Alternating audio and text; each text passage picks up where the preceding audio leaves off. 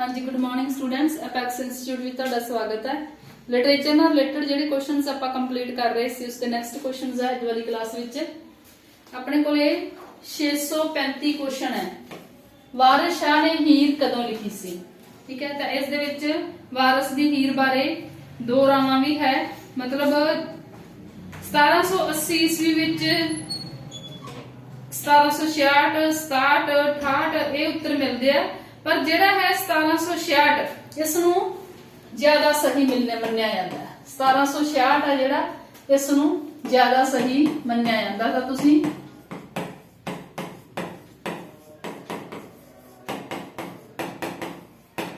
वारिस दी हीर है जिहड़ी 1766 ही इसका सही आंसर है। 1766 भी 67 68 80 भी कहा जाता है। ये अलग अलग जिहड़े साहित्यकार इतिहासक साहित्यकार है जिहड़े उन्हां दे अलग अलग विचार है, पर ज्यादा सही समा जिहड़ा है वो 1766 ही मन्निया जाता है। नेक्स्ट क्वेश्चन अपना आपां हुण नाटककार आईसी नंदा बारे गल करांगे। एकांगीकार एक नाटककार होए है आईसी नंदा। तां उन्हां दी पहली एकांगी किहड़ी सी? तां दुल्हन उन्हां दी एकांगी सी जिहड़ी ओह पहली एकांगी उन्हां दी दुल्हन सी।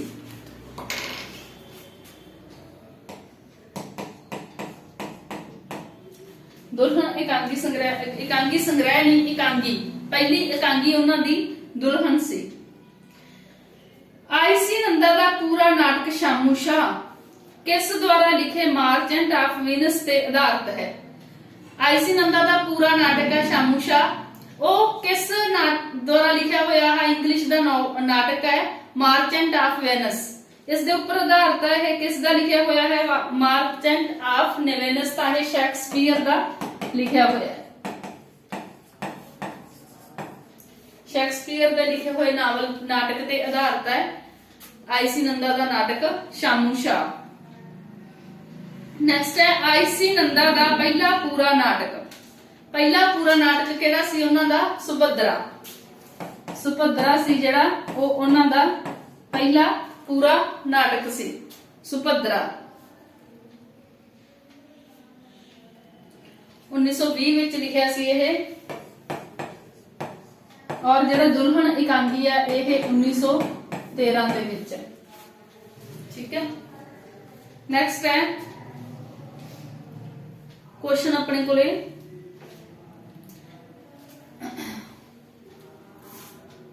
मां दा डिप्टी। एकांगी है जेड़ा यह भी आईसी नंदा दा लिखिया होया मां दा डिप्टी। ईश्वर चंद्र नंदा दा या आईसी नंदा दा लिखिया होया एकांगी है। आईसी नंदा किस नाटक दा दूजा नाम? आईसी नंदा दे एक नाटक है उसका एक नाम होर है, एक नाम उसका लिली नहीं, आ नाम गलत दिता होया। आईसी नंदा दा किस नाटक दा दूजा नाम लिली दा ब्याह है।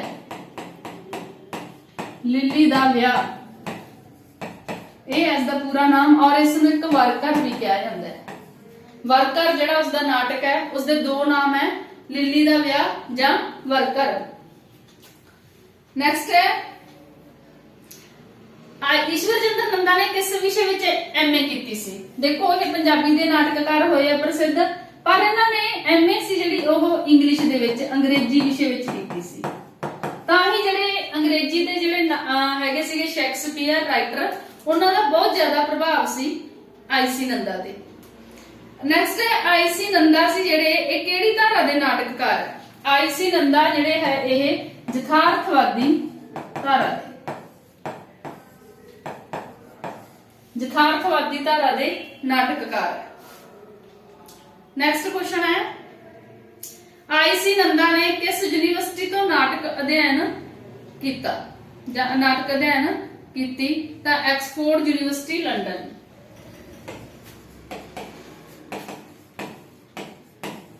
एक्सफोर्ड यूनिवर्सिटी लंडन तो नाटक अध्ययन किया इन्हां ने। आईसी नंदा उपर वधेरे प्रभाव किसदा है? तां आईसी नंदा दी जिन्नी भी रचना जां उन्हां दी पर्सनैलिटी उपर ज्यादा प्रभाव पश्चिमी साहित्य दा, वेस्टर्न जिहड़ा लिटरेचर सी पश्चिमी साहित्य उसका ज्यादा प्रभाव सी। नेक्स्ट है टक्कर नाटक का बुनियादी तत्त। नाटक का बुनियादी तत्त की हुंदा जां की है? संघर्ष। नाटक का बुनियादी तत्त है जिहड़ा वो संघर्ष जां दो श्रेणियां विचकार टक्कर जां संघर्ष। कामा प्रवृत्ति जां तुसीं एक शाहूकार प्रवृत्ति उन्हां दे विच एक टक्कर जां कोई भी अमीर गरीब श्रेणी भी हो सकती है, सोच भी हो सकती है, ठीक है। उस दे विच कंपैरिजन इन्हां दा बुनियादी तत्त है नाटक दा। पंजाबी नाटक दे पितामा आई.सी. नंदा, देखो जिहड़े है आई.सी. नंदा ये पंजाबी नाटक दे पितामा। तां इन्हां दे लिखण दी प्रेरणा किसने दित्ती सी? नोरा रिचर्ड ने, जिसनूं नोरा रिचर्ड इसनूं नोरा रिचर्ड नूं पंजाबी नाटक दी नकड़दादी कहा जाता है।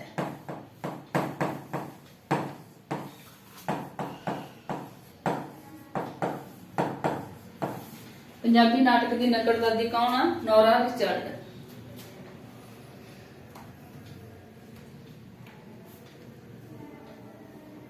नेक्स्ट है आई.सी. नंदा दा दूजा एकांगी संग्रह किहड़ा सी? तां आई.सी. नंदा दा दूजा एकांगी संग्रह सी जिहड़ा वो किहड़ा सी?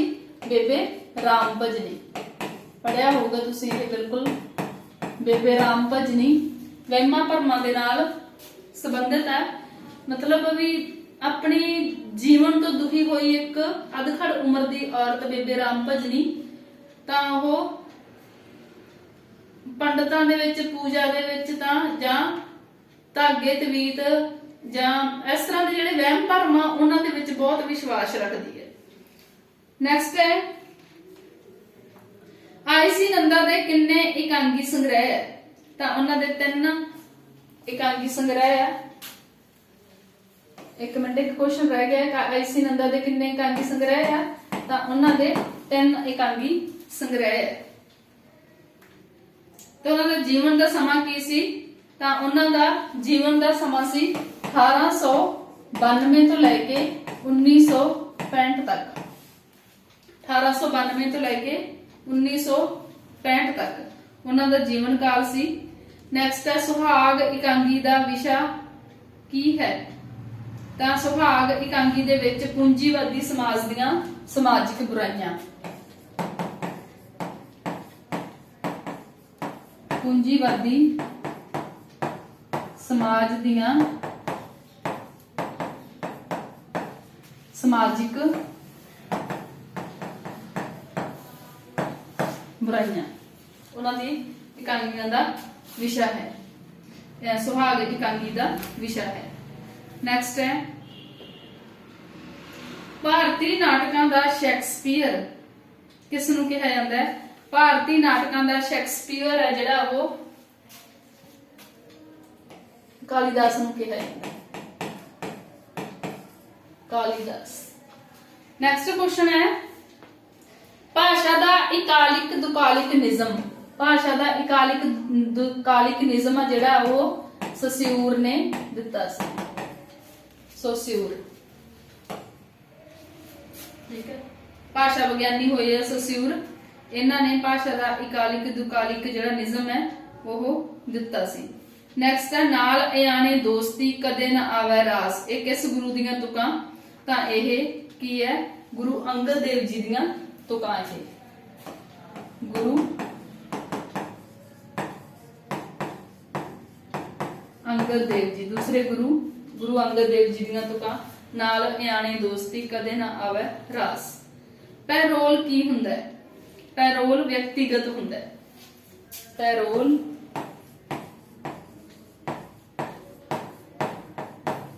व्यक्तिगत हुंदा है।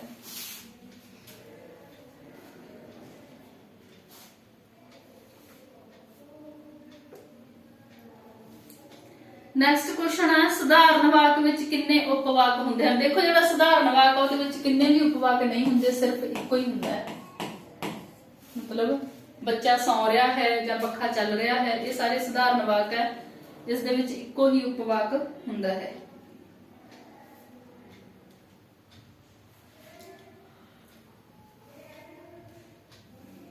ਨੈਕਸਟ ਹੈ ਭਾਈ ਵੀਰ ਸਿੰਘ ਦੀ ਕਵਿਤਾ ਦਾ ਪ੍ਰਮੁੱਖ ਵਿਸ਼ਾ ਕੀ ਸੀ। ਉਹਨਾਂ ਦੀਆਂ ਕਵਿਤਾ ਜਿਹੜੀਆਂ ਸੀਗੀਆਂ ਉਹ ਪ੍ਰਕਿਰਤੀ ਨਾਲ ਸੰਬੰਧਿਤ ਸੀ। ਪ੍ਰਕਿਰਤੀ ਸੀ ਉਹਨਾਂ ਦੀ ਕਵਿਤਾ ਦਾ ਪ੍ਰਮੁੱਖ ਵਿਸ਼ਾ। ਨੈਕਸਟ ਹੈ ਪ੍ਰੋਫੈਸਰ ਪੂਰਨ ਸਿੰਘ ਦੇ ਕਾਵਿ ਸੰਗ੍ਰਹਿ ਵਿੱਚ ਕਿਹੜਾ ਸ਼ਬਦ ਸਾਂਝਾ ਮਿਲਦਾ ਹੈ।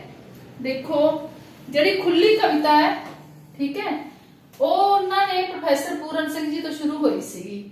ਤਾਂ ਉਹਨਾਂ ਦੇ ਜਿੰਨੇ ਵੀ ਕਾਵਿ ਸੰਗ੍ਰਹਿ ਆ ਉਹਨਾਂ ਵਿੱਚ ਇੱਕੋ ਹੀ ਸ਼ਬਦ ਹੈ ਜਿਹੜਾ ਸਾਂਝਾ ਮਿਲਦਾ। ਤਕਰੀਬਨ ਆਲਮੋਸਟ ਸਾਰੀਆਂ ਰਚਨਾਵਾਂ ਦੇ ਵਿੱਚ ਹੈ ਤਾਂ ਉਹਨਾਂ ਨੇ ਖੁੱਲੇ ਸ਼ਬਦ ਹੈ ਜਿਹੜਾ ਖੁੱਲੇ ਲੇਖ, ਖੁੱਲੇ ਘੁੰਡ, ਖੁੱਲੇ ਅਸਮਾਨੀ ਰੰਗ, ਠੀਕ ਹੈ, ਇਹ ਇਹਨਾਂ ਦੇ ਕਾਵਿ ਸੰਗ੍ਰਹਿ ਹੈ। ਇਹਨਾਂ ਦੇ ਅੱਗੇ ਖੁੱਲੇ ਸ਼ਬਦ ਜਿਹੜਾ ਉਹ ਸਾਂਝਾ ਮਿਲਦਾ ਹੈ।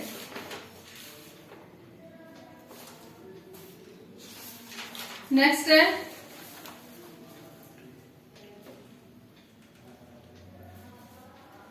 ਪੰਜਾਬੀ ਹਾਸ ਰਸੀ ਕਾਵਿਧਾਰਾ। ਹਾਸ ਰਸੀ ਕਾਵਿਧਾਰਾ ਦਾ ਮੋਢੀ ਕਵੀ ਕਿਸ ਨੂੰ ਮੰਨਿਆ ਜਾਂਦਾ, ਕੌਣ ਹੈ? ਚਰਨ ਸਿੰਘ ਸ਼ਹੀਦ। ਚਰਨ ਸਿੰਘ ਸ਼ਹੀਦ ਆ ਜਿਹੜੇ ਉਹ ਪੰਜਾਬੀ ਹਾਸ ਰਸੀ ਕਾਵਿਧਾਰਾ ਦੇ ਮੋਢੀ ਕਵੀ ਹੈ।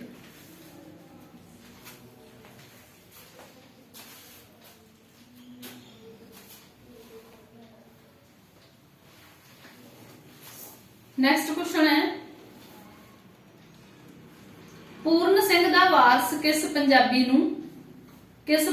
ਕਵੀ ਨੂੰ ਕਿਹਾ ਗਿਆ ਹੈ। ਪੂਰਨ ਸਿੰਘ ਦਾ ਵਾਰਸ ਕਿਸ ਪੰਜਾਬੀ ਕਵੀ ਨੂੰ ਕਿਹਾ ਗਿਆ ਹੈ। ਇਹ ਵੀ ਕਾਫੀ ਇੰਪੋਰਟੈਂਟ ਕੁਐਸਚਨ ਆ। ਦੀਵਾਨ ਸਿੰਘ ਕਾਲੇ ਪਾਣੀ ਨੂੰ ਕਿਹਾ ਗਿਆ ਹੈ।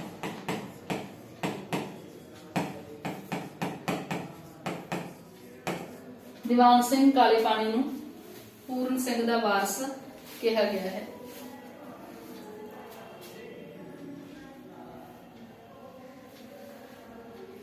ਪੰਜਾਬੀ ਦੇ ਕਿਸ ਪ੍ਰਗਤੀਵਾਦੀ ਸ਼ਾਇਰ ਨੂੰ ਯੁੱਗ ਕਵੀ ਕਿਹਾ ਜਾਂਦਾ ਤਾਂ ਪ੍ਰੋਫੈਸਰ ਮੋਹਨ ਸਿੰਘ। ਯੁੱਗ ਸ਼ਾਇਰ, ਯੁੱਗ ਕਵੀ ਵੀ ਕਿਹਾ ਜਾਂਦਾ ਹੈ, ਯੁੱਗ ਸ਼ਾਇਰ, ਪ੍ਰਗਤੀਵਾਦੀ ਸ਼ਾਇਰ ਵੀ ਕਿਹਾ ਜਾਂਦਾ ਹੈ ਜਾਂ ਯੁੱਗ ਸ਼ਾਇਰ ਵੀ ਕਿਹਾ ਜਾਂਦਾ ਹੈ ਤਾਂ ਪ੍ਰੋਫੈਸਰ ਮੋਹਨ ਸਿੰਘ। ਇੱਕ ਯੁੱਗ ਚੱਲਿਆ ਸੀ ਜਦੋਂ ਪ੍ਰੋਫੈਸਰ ਮੋਹਨ ਸਿੰਘ ਦੀ ਜਿਹੜੀ ਕਵਿਤਾ ਸੀ ਆਧੁਨਿਕ ਕਵੀ ਹੋਈ ਆ, ਬਹੁਤ ਇੰਪੋਰਟੈਂਟ ਹੋਈ ਸੀ। ਉਸ ਜਿਹੜਾ ਉਹ ਟਾਈਮ ਸੀਗਾ ਨਾ, ਉਹ ਜਿਹੜੀ ਧਾਰਾ ਸੀਗੀ, ਜਿਹੜੀ ਪ੍ਰਗਤੀਵਾਦੀ ਸ਼ਾਇਰ ਜਾਂ ਉਹ ਇੱਕ ਯੁੱਗ ਕਵੀ ਕਿਉਂ ਕਿਹਾ ਜਾਂਦਾ ਸੀ, ਉਹ ਜਿਹੜੀ ਉਹਦੇ ਤੇ ਬਹੁਤ ਜ਼ਿਆਦਾ ਇਫੈਕਟ ਇਹਨਾਂ ਦੀਆਂ ਕਵਿਤਾਵਾਂ ਸੀ। ਤਾਂ ਉਸ ਇਰਾ ਨੂੰ ਵੀ ਮੋਹਨ ਸਿੰਘ ਇਰਾ ਜਾਂ ਮੋਹਨ ਸਿੰਘ ਧਾਰਾ ਵੀ ਕਿਹਾ ਜਾਂਦਾ ਸੀ, ਠੀਕ ਹੈ।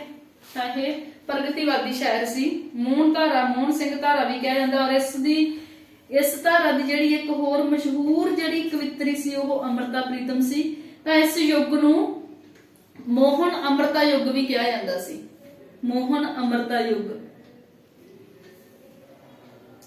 ਨੈਕਸਟ ਕੁਐਸਚਨ ਹੈ ਚੰਨ ਵੇਖ ਸ਼ੌਂਕਣ ਮੇਲੇ ਦੀ ਪ੍ਰਸਿੱਧ ਪੰਜਾਬੀ ਗੀਤ ਆ ਜਿਹੜਾ ਉਹ ਕਿਸ ਦੀ ਰਚਨਾ ਹੈ ਤਾਂ ਇਹ ਵੀ ਨੰਦ ਲਾਲ ਨੂਰਪੁਰੀ।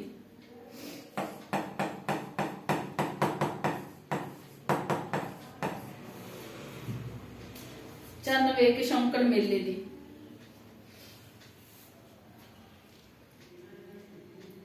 ਮਹਾਨਾਜ ਕਿਸ ਦਾ ਕਾਵਿ ਸੰਗ੍ਰਹਿ ਹੈ। ਮਹਾਨਾਜ ਬਾਬਾ ਬਲਵੰਤ ਦਾ।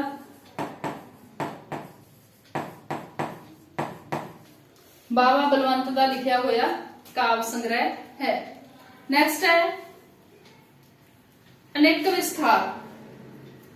ਅਨੇਕ ਵਿਸਥਾਰ ਕਿਸ ਦੀ ਰਚਨਾ ਹੈ ਤਾਂ ਪ੍ਰੀਤਮ ਸਿੰਘ ਸਫੀਰ ਦੀ। ਅਨੇਕ ਵਿਸਥਾਰ ਪ੍ਰੀਤਮ ਸਿੰਘ ਸਫੀਰ। ਪ੍ਰੀਤਮ ਸਿੰਘ ਸਫੀਰ ਦੀ ਰਚਨਾ ਅਨੇਕ ਵਿਸਥਾਰ ਜਾਂ ਅਨੇਕ ਵਿਸਥਾਰ ਵੀ ਕਿਹਾ ਜਾਂਦਾ ਇਸ ਨੂੰ। ਅੱਗੇ ਹੈ ਅੰਮ੍ਰਿਤਾ ਪ੍ਰੀਤਮ ਨੂੰ ਗਿਆਨ ਪੀਠ ਪੁਰਸਕਾਰ ਕਦੋਂ ਮਿਲਿਆ ਤਾਂ 1982 ਦੇ ਵਿੱਚ ਅੰਮ੍ਰਿਤਾ ਪ੍ਰੀਤਮ ਨੂੰ ਗਿਆਨ ਪੀਠ ਪੁਰਸਕਾਰ ਮਿਲਿਆ। ਕਿਸ ਨੇ ਵਾਦ ਜਾਂ ਧਾਰਾ ਤੋਂ ਮੁਕਤ ਹੋ ਕੇ ਕਵਿਤਾ ਦੀ ਰਚਨਾ ਕੀਤੀ। ਕਿਸ ਨੇ ਵਾਦ ਜਾਂ ਧਾਰਾ, ਕਿਸੇ ਵੀ ਧਾਰਾ ਨਾਲ ਜਾਂ ਕਿਸੇ ਵੀ ਵਾਦ ਨਾਲ ਸੰਬੰਧਿਤ ਨਹੀਂ ਸੀ। ਕਿਸ ਦੀ ਰਚਨਾ ਇਹ ਤਾਂ ਡਾਕਟਰ ਹਰਭਜਨ ਸਿੰਘ।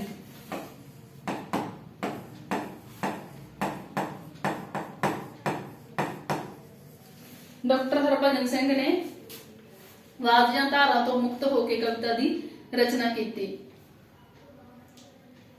ਨੈਕਸਟ ਹੈ ਪੰਜਾਬੀ ਅਤੇ ਉਰਦੂ ਵਿੱਚ ਲਿਖਣ ਵਾਲਾ ਪਾਕਿਸਤਾਨੀ ਲੇਖਕ ਹੈ। ਕੌਣ ਹੈ ਉਹ? ਉਰਦੂ ਅਤੇ ਪੰਜਾਬੀ ਵਿੱਚ ਲਿਖਣ ਵਾਲਾ ਪਾਕਿਸਤਾਨੀ ਲੇਖਕ ਮੁਨੀਰ ਨਿਆਜ਼ੀ। ਮੁਨੀਰ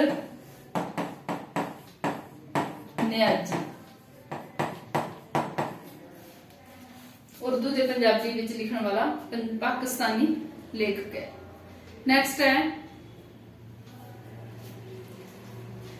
ਪੰਜਾਬੀ ਗਜ਼ਲ ਨੂੰ ਜ਼ਿੰਦਗੀ ਦੀਆਂ ਜਟਿਲਤਾਵਾਂ ਪੇਸ਼ ਕਰਨ ਦੇ ਸਮਰੱਥ ਬਣਾਉਣ ਵਾਲਾ ਕਵੀ ਕੌਣ ਹੈ? ਪੰਜਾਬੀ ਕਵੀ ਗਜ਼ਲ ਨੂੰ ਜ਼ਿੰਦਗੀ ਦੀਆਂ ਜਟਿਲਤਾਵਾਂ ਪੇਸ਼ ਕਰਨ ਦੇ ਸਮਰੱਥ ਬਣਾਉਣ ਵਾਲਾ ਕਵੀ ਗੁਰਦੇਵ ਨਿਰਦਨ। ਗੁਰਦੇਵ ਨਿਰਦਨ। ਨੈਕਸਟ ਹੈ 1964 ਵਿੱਚ ਪੰਜਾਬੀ ਦੀ ਕਿਸ ਕਵਿੱਤਰੀ ਨੂੰ ਰਾਜ ਕਵੀ ਘੋਸ਼ਿਤ ਕੀਤਾ ਗਿਆ ਸੀ? 1964 ਵਿੱਚ ਪੰਜਾਬੀ ਦੀ ਕਿਸ ਕਵਿੱਤਰੀ ਨੂੰ ਰਾਜ ਕਵੀ ਘੋਸ਼ਿਤ ਕੀਤਾ ਗਿਆ ਸੀ? ਤਾਂ ਪ੍ਰਭਜੋਤ ਕੌਰ ਆਧੁਨਿਕ ਕਵੀ ਹੈ। ਨੈਕਸਟ ਹੈ ਜਸਵੰਤ ਸਿੰਘ ਕਿਸ ਪ੍ਰਕਿਰਤੀ ਅਧੀਨ ਕਵਿਤਾ ਲਿਖਦਾ ਹੈ? ਜਸਵੰਤ ਸਿੰਘ ਕਮਲ ਇਹ ਕਿਸ ਪ੍ਰਕਿਰਤੀ ਅਧੀਨ ਕਵਿਤਾ ਲਿਖਦੇ ਆ? ਤਾਂ ਇਹ ਜਿਹੜੀ ਇਹਨਾਂ ਦੀ ਕਵਿਤਾ ਸੀ ਉਸ ਤੇ ਕਿਸ ਦਾ ਪ੍ਰਭਾਵ ਸੀ? ਤਾਂ ਜੁਝਾਰਵਾਦੀ ਕਵਿਤਾ ਲਿਖੀ ਹੈ ਇਹਨਾਂ ਨੇ, ਔਰ ਇਸ ਦੇ ਨਾਲ ਹੀ ਜਿਹੜੀ ਹੈ ਰਹੱਸਵਾਦ ਦੇ ਤੌਰ ਤੇ ਜ਼ਿਆਦਾ ਪ੍ਰਸਿੱਧ ਹੋਈ ਹੈ।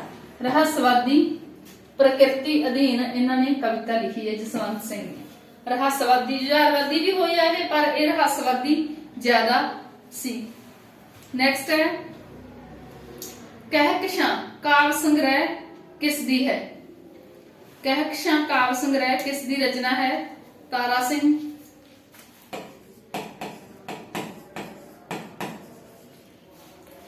ਕਹਿਕਸ਼ਾਂ ਕਾਵਿ ਸੰਗ੍ਰਹਿ ਤਾਰਾ ਸਿੰਘ ਦੀ ਰਚਨਾ ਹੈ। ਪੰਜਾਬੀ ਨਿਬੰਧ ਸਾਹਿਤ ਕਿਸ ਤੋਂ ਪ੍ਰਭਾਵਿਤ ਹੈ? ਜਿਹੜਾ ਪੰਜਾਬੀ ਦਾ ਨਿਬੰਧ ਸਾਹਿਤ ਹੈ ਇਹ ਕਿਸ ਦੇ ਪ੍ਰਭਾਵ ਤੋਂ ਹੈ? ਤਾਂ ਇਹ ਵੀ ਪੱਛਮੀ ਸਾਹਿਤ।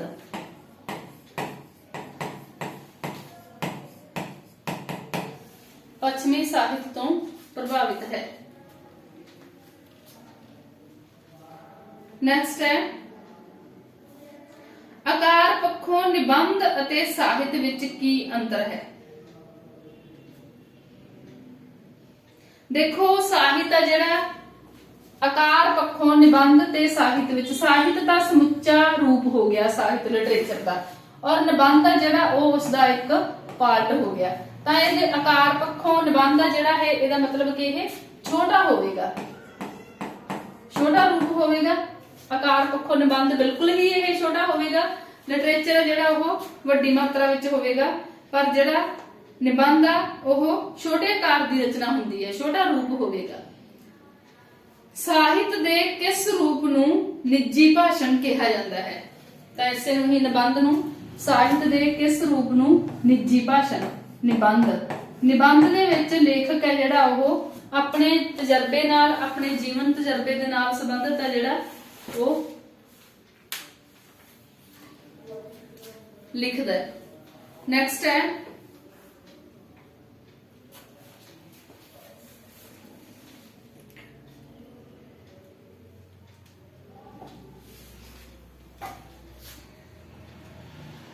ਆਧੁਨਿਕ ਸਾਹਿਤ ਰੂਪਾਂ ਵਿੱਚ ਵਧੇਰੇ ਕਿਹੜਾ ਰੂਪ ਪ੍ਰਸਿੱਧ ਹੈ?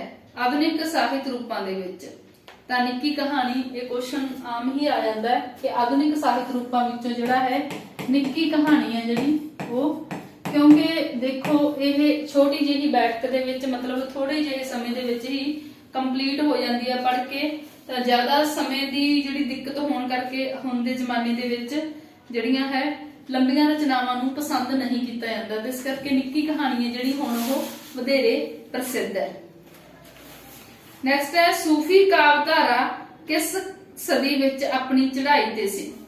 ਤਾਂ ਕਿਸ ਸਦੀ ਵਿੱਚ? 18ਵੀਂ ਸਦੀ ਦੇ ਵਿੱਚ सूफी कावधारा किस सदी विच अपनी चढ़ाई विच सी, मतलब प्रोग्रेस बहुत ज्यादा हो रही सी।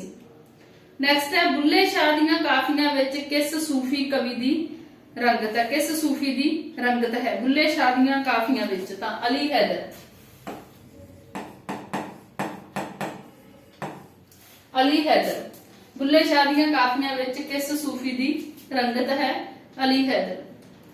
नेक्स्ट है बुल्ले शाह ने किन्ने 12 माह की रचना की है? तो बुल्ले शाह ने एक 12 माह की रचना की है, जिस दे विच 12 महीनों का जिक्र किया उन्होंने। 12 माह की किन्ने 12 माह रचे उन्होंने? इको ही बुल्ले शाह ने एक 12 माह की रचना की है। नेक्स्ट क्वेश्चन है 19वीं सदी के किस कवि ने वधेरे रचना की है? 19वीं सदी के किस कवि ने वधेरे रचना की है? 19वीं सदी का तुसी देखना है कि 19वीं सदी के कवि की रचना के बारे गल की गई है तो गुलाम फरीद। गुलाम फरीद जिहड़े 19वीं सदी के कवि होए है। नेक्स्ट है पंजाबी सूफी कावधारा, क्वेश्चन नंबर 679 इस दे विच है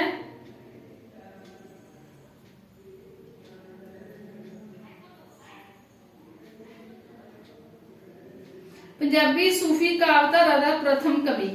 पंजाबी सूफी कावधारा दा प्रथम कवि मतलब मोटी कवि कौन होया? वो बुल्ले शाह। बुल्ले शाह पंजाबी सूफी कावधारा दा प्रथम कवि होए है। बाबा बुल्ले शाह। सूफी कावधारा विच हीर किस दी प्रतीक है?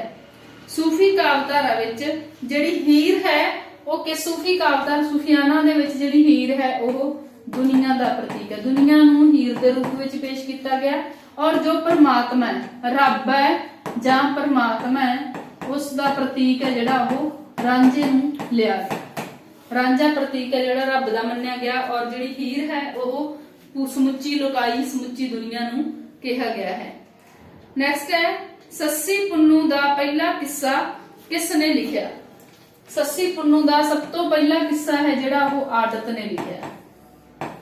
आदत ने देखो मशहूर हाशम दी होई है सस्सी, सब तो वध पढ़ी जाने वाली हाशम दी सस्सी है, ठीक है, हाशम शाह दी। पर जिहड़ा आदत है इसने सब तो पहला सस्सी पुन्नू दा किस्सा लिखिया। नेक्स्ट क्वेश्चन है ए हिस्ट्री ऑफ पंजाबी लिटरेचर किस दी लिखत है? ए हिस्ट्री ऑफ पंजाबी लिटरेचर संत सिंह सेखों दी। ये भी बहुत मशहूर क्वेश्चन है। संत सिंह सेखों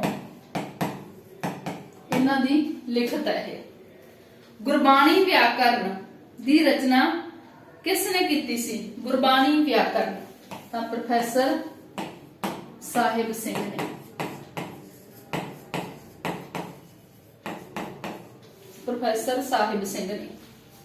नेक्स्ट है आधुनिक भाषा विज्ञान किस तरह का है? आधुनिक भाषा विज्ञान वर्णात्मक है। जो आधुनिक भाषा है वह वर्णा के आधारित है, वर्णात्मक, ठीक है। नेक्स्ट है पाणिनि दी व्याकरण। पाणिनि दा एक ग्रंथ लिखिया सी व्याकरण दा जिसका नाम सी अष्टाध्याय। उसकी भाषा केड़ी है? पाणिनि दा जिहड़ा व्याकरण है अष्टाध्याय ग्रंथ लिखिया सी उसकी भाषा है जिहड़ी ओह संस्कृत भाषा है। तां पाणिनि दा लिखिया होया अष्टाध्याय उसकी भाषा केड़ी है? संस्कृत। नेक्स्ट है मलवई विच व ध्वनि दा वधेरे प्रयोग किस तरह हुंदा है? तां व ध्वनि दा जिहड़ा है प्रयोग ओह मां दे विच बदल जाती है। जिहड़ी मालवे दे विच व ध्वनि है जिहड़ी ओहदा प्रयोग वधेरे प्रयोग किस तरह दा हुंदा है?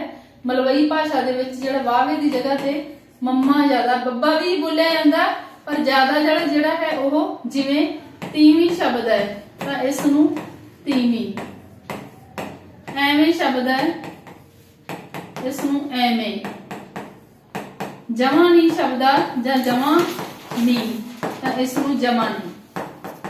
ਇਫੈਕਟ ਆ ਭਾਸ਼ਾ ਦੇ ਉੱਤੇ, ਪ੍ਰਭਾਵ ਆ ਭਾਸ਼ਾ ਦੇ ਉੱਤੇ, ਤਾਂ ਉਹ ਖੇਤਰ ਦੇ ਹਿਸਾਬ ਨਾਲ ਜਿਹੜੀ ਡਿਵੀਜ਼ਨ ਹੋਈ ਹੈ ਉਸ ਦੇ ਵਿੱਚ ਮਲਵਈ ਜਿਹੜੀ ਉਪਭਾਸ਼ਾ ਉਸ ਦੇ ਵਿੱਚ ਵ ਦੀ ਜਗ੍ਹਾ ਤੇ ਵ ਧੁਨੀ ਦੀ ਜਗ੍ਹਾ ਤੇ ਮ ਧੁਨੀ ਦੀ ਵਰਤੋਂ ਜ਼ਿਆਦਾ ਕੀਤੀ ਜਾਂਦੀ ਹੈ। ਨੈਕਸਟ ਕੁਐਸਚਨ ਹੈ, ਹੁਣ ਆਪਾਂ ਪੰਜਾਬੀ ਸਾਹਿਤ ਬਾਰੇ ਪੜਾਂਗੇ। ਪੰਜਾਬੀ ਸਾਹਿਤ ਦੇ ਵਿੱਚ ਜਿਹੜਾ ਹੈ 1700 ਤੋਂ ਲੈ ਕੇ 1900 ਤੱਕ, ਠੀਕ ਹੈ, 1700 ਤੋਂ ਲੈ ਕੇ 1900 ਤੱਕ 18ਵੀਂ ਤੇ 19ਵੀਂ ਜਿਹੜੀ ਸਦੀ ਹੈ ਇਹਨਾਂ ਦੇ ਵਿੱਚ ਜਿਹੜਾ ਹੈ ਸਾਹਿਤ ਰਚਨਾ ਹੋਈ ਹੈ ਉਸ ਬਾਰੇ ਪੜਾਂਗੇ। ਵਾਰ ਸਾਹਿਤ ਹੈ ਜਿਹੜਾ ਉਸ ਦਾ ਮੁੱਖ ਉਦੇਸ਼ ਕੀ ਹੁੰਦਾ ਹੈ? ਜਿਹੜਾ ਵਾਰ ਸਾਹਿਤ ਹੈ ਉਸ ਦਾ ਮੁੱਖ ਉਦੇਸ਼ ਕੀ ਹੁੰਦਾ ਹੈ? ਨਾਇਕ ਦੀ ਵੀਰਤਾ ਦਾ ਜਸ਼ ਗਾਇਨ ਕਰਨਾ। ਵਾਰ ਸਾਹਿਤ ਦਾ ਮੁੱਖ ਉਦੇਸ਼ ਜਿਹੜਾ ਵਾਰ ਦਾ ਨਾਇਕ ਹੁੰਦਾ ਹੈ ਉਸ ਦੀ ਵੀਰਤਾ, ਉਸ ਦੀ ਬਹਾਦਰੀ ਦਾ ਜਸ਼ ਗਾਇਨ ਕਰਨਾ, ਪ੍ਰੇਜ਼ ਕਰਨੀ, ਠੀਕ ਹੈ, ਉਸ ਦੀ ਸਰਾਹਨਾ ਕਰਨੀ, ਜਸ਼ ਗਾਇਨ ਕਰਨਾ। ਜਿਹੜਾ ਵੀ ਵਾਰ ਦਾ ਨਾਇਕ ਹੋਊਗਾ ਉਸ ਦੀ ਵੀਰਤਾ ਬਾਰੇ, ਉਸ ਦੀ ਬਹਾਦਰੀ ਬਾਰੇ ਗਾਉਣਾ। ਵਾਰ ਵਿੱਚ ਪ੍ਰਧਾਨ ਰਸ ਕਿਹੜਾ ਹੁੰਦਾ ਹੈ? ਤਾਂ ਵਾਰ ਦੇ ਵਿੱਚ ਪ੍ਰਧਾਨ ਰਸ ਆ ਜਿਹੜਾ ਉਹ ਵੀਰ ਰਸ ਹੁੰਦਾ ਹੈ। ਵੀਰ ਰਸ ਜਿਹੜਾ ਬਹਾਦਰੀ ਨਾਲ ਸੰਬੰਧਿਤ ਹੈ ਇਹ ਇਸ ਦੇ ਵਿੱਚ ਪ੍ਰਧਾਨ ਰਸ ਹੋਵੇਗਾ। ਨੈਕਸਟ ਹੈ ਅਧਿਆਤਮਕ ਵਾਰਾਂ ਵਿੱਚ ਕਿਹੜਾ ਰਸ ਪ੍ਰਧਾਨ ਹੋਵੇਗਾ? ਜਿਹੜੀਆਂ ਅਧਿਆਤਮਕ ਵਾਰਾਂ, ਧਿਆਨ ਰੱਖਣਾ ਇਸ ਗੱਲ ਦਾ, ਅਧਿਆਤਮਕ ਵਾਰਾਂ ਦੇ ਵਿੱਚ ਸ਼ਾਂਤ ਰਸ, ਕਿਉਂਕਿ ਜਿਹੜੀਆਂ ਅਧਿਆਤਮਕ ਵਾਰਾਂ ਉਹ ਆਤਮਾ ਪਰਮਾਤਮਾ ਦੀ ਗੱਲ ਕਰਨਗੀਆਂ, ਉਹਨਾਂ ਵਿੱਚ ਰੱਬੀ ਭਗਤੀ ਬਾਰੇ ਜਾਂ ਪਰਮਾਤਮਾ ਬਾਰੇ ਜ਼ਿਆਦਾ ਗੱਲ ਕੀਤੀ ਗਈ ਹੋਊਗੀ, ਤਾਂ ਉਹ ਸ਼ਾਂਤ ਰਸ ਆ ਜਿਹੜਾ ਇਹਨਾਂ ਦੇ ਵਿੱਚ ਵਰਤਿਆ ਗਿਆ ਹੈ। ਨੈਕਸਟ ਕੁਐਸਚਨ ਹੈ 690, ਫਾਰਸੀ ਭਾਸ਼ਾ ਵਿੱਚ ਇਸ਼ਕੀਆ ਜਾਂ ਵੀਰ ਰਸੀ ਕਵਿਤਾ ਨੂੰ ਕੀ ਕਹਿੰਦੇ ਹਨ? ਫਾਰਸੀ ਭਾਸ਼ਾ ਵਿੱਚ ਇਸ਼ਕੀਆ ਜਾਂ ਵੀਰ ਰਸੀ ਕਵਿਤਾ ਤਾਂ ਉਸ ਨੂੰ ਮਸਨਵੀ ਕਿਹਾ ਜਾਂਦਾ ਹੈ। ਤਾਂ ਇਹ ਫਾਰਸੀ ਦਾ ਸਾਹਿਤ ਰੂਪ ਹੈ, ਇਹ ਮਸਨਵੀ। ਇਸ਼ਕੀਆ ਜਾਂ ਵੀਰ ਰਸੀ ਕਵਿਤਾ ਹੁੰਦੀ ਹੈ ਜਿਹੜੀ ਉਸ ਨੂੰ ਮਸਨਵੀ ਕਿਹਾ ਜਾਂਦਾ ਹੈ। ਕਿੱਸਾ ਕਿਹੜੀ ਭਾਸ਼ਾ ਦਾ ਸ਼ਬਦ ਹੈ? ਤਾਂ ਕਿੱਸਾ ਸ਼ਬਦ ਹੈ ਜਿਹੜਾ ਇਹ ਅਰਬੀ ਭਾਸ਼ਾ ਦਾ ਸ਼ਬਦ ਹੈ, ਅਰਬੀ ਦੇ ਕਸ ਸ਼ਬਦ ਤੋਂ ਲਿਆ ਗਿਆ ਹੈ, ਠੀਕ ਹੈ। ਕਿੱਸਾ ਅਰਬੀ ਭਾਸ਼ਾ ਦੇ ਕਸ ਸ਼ਬਦ ਤੋਂ ਲਿਆ ਗਿਆ ਹੈ, ਜਿਸ ਦਾ ਮਤਲਬ ਹੈ ਕੋਈ ਕਥਾ, ਕੋਈ ਕਹਾਣੀ ਜਾਂ ਕੋਈ ਵਾਰਤਾ ਜਾਂ ਕੋਈ ਬਿਰਤਾਂਤਿਕ ਰਚਨਾ ਸੁਣਾਉਣੀ। ਨੈਕਸਟ ਹੈ ਵਾਰ ਅਤੇ ਕਿੱਸੇ ਵਿੱਚ ਕਿਹੜਾ ਗੁਣ ਸਾਂਝਾ ਹੁੰਦਾ ਹੈ? ਵਾਰ ਤੇ ਕਿੱਸੇ ਦੇ ਵਿੱਚ, ਵਾਰ ਤੇ ਕਿੱਸੇ ਦੇ ਵਿੱਚ ਕਿਹੜਾ ਗੁਣ ਸਾਂਝਾ ਹੁੰਦਾ? ਕਹਾਣੀ ਦੀ ਮੌਜੂਦਗੀ, ਮਤਲਬ ਜਿਹੜੀ ਵੀ ਕਹਾਣੀ ਹੁੰਦੀ ਹੈ ਉਸ ਨੂੰ ਨਾਲ ਨਾਲ ਲੈ ਕੇ ਚੱਲਿਆ ਜਾਂਦਾ ਹੈ। ਕਹਾਣੀ ਦੀ ਮੌਜੂਦਗੀ ਜਿਹੜੀ ਹੈ ਵਾਰ ਤੇ ਕਿੱਸੇ ਦੇ ਵਿੱਚ ਸਾਂਝਾ ਗੁਣ ਹੈ। ਨੈਕਸਟ ਕੁਐਸਚਨ ਆਪਣੇ ਕੋਲੇ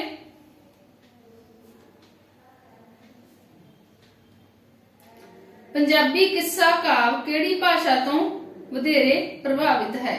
ਤਾਂ ਇਹ ਵੀ ਫਾਰਸੀ ਦੇ ਮਸਨਵੀ ਰੂਪ ਤੋਂ ਜ਼ਿਆਦਾ ਪ੍ਰਭਾਵਿਤ ਹੈ। ਫਾਰਸੀ ਦੇ ਮਸਨਵੀ ਜਿਹੜਾ ਕਿੱਸਾ ਹੈ, ਪੰਜਾਬੀ ਕਿੱਸਾ ਕਾਵ, ਉਹ ਫਾਰਸੀ ਦੇ ਮਸਨਵੀ ਕਾਵਧਾਰਾ ਜਿਹੜੀ ਫਾਰਸੀ ਦਾ ਮਸਨਵੀ ਸਾਹਿਤ ਰੂਪ ਉਸ ਤੋਂ ਅਡਾਪਟ ਕੀਤਾ ਹੋਇਆ ਰੂਪ ਹੈ। ਤਾਂ ਠੀਕ ਹੈ ਜੀ, ਅੱਜ ਤੱਕ ਦੇ ਜਿਹੜੇ ਆਪਣੇ ਕੁਐਸਚਨਸ ਆ ਇਹ ਇੰਨੇ ਹੀ। ਨੈਕਸਟ ਕੁਐਸਚਨਸ ਆ ਜਿਹੜੇ ਉਹ ਨੈਕਸਟ ਕਲਾਸ ਵਿੱਚ ਕਰਵਾਏ ਜਾਣਗੇ, ਤਾਂ ਇਹਨਾਂ ਨੂੰ ਤੁਸੀਂ ਜ਼ਰੂਰ ਇੱਕ ਵਾਰੀ ਫਿਰ ਰਿਵਾਈਜ਼ ਕਰ ਲੈਣਾ। ਤਾਂ ਆਪਾਂ ਅਗਲੀ ਕਲਾਸ ਦੇ ਵਿੱਚ ਇਸ ਲਿਟਰੇਚਰ ਨਾਲ ਰਿਲੇਟਡ ਜਿਹੜੇ ਨੈਕਸਟ ਕੁਐਸਚਨਸ ਆ ਉਹ ਕੰਪਲੀਟ ਕਰਾਂਗੇ। ਧੰਨਵਾਦ।